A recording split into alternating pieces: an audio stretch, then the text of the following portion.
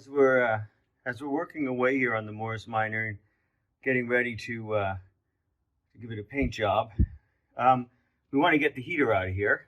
And this is a later model heater. It's different from the earlier one, and it's not bad. It's got a couple of screws here in the front, and then in the back, it's got a couple of studs that come through the firewall, and they're actually attached through the back of the battery box. And it's tight to get in there. So if you have a spanner that's a ratcheting spanner, it's going to make your life easier on this. It's easy to get it in there and to get these things out. So we're going to do these, and then we're going to do the screws, and we're going to remove the heater.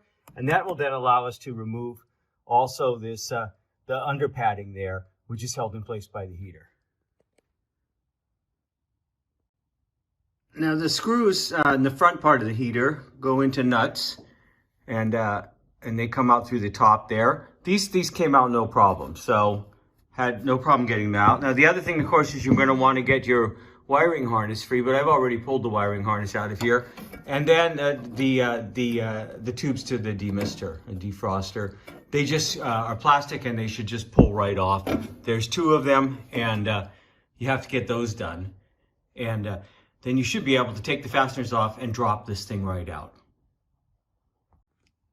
And there is the heater out of the car, ready to be cleaned up. It's probably been in there for 50 years and it's pretty dusty.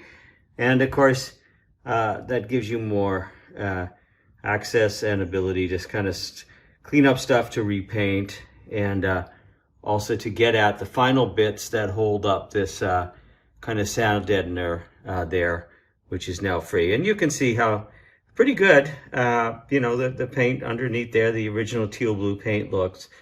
And like, I'm getting excited about getting this car back into that color.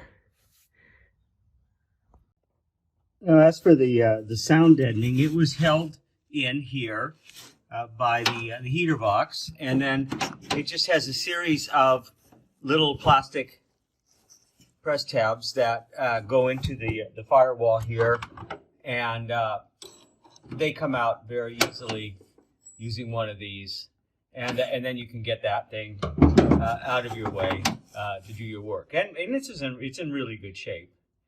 But I think there is a new one in the trim kit. If not, this one's perfectly serviceable. And there we have, except for the windscreen wiper drive, which you have to bend a little bit to get it out of there. You know, pretty cleaned up and ready to go here with the heater out of the way.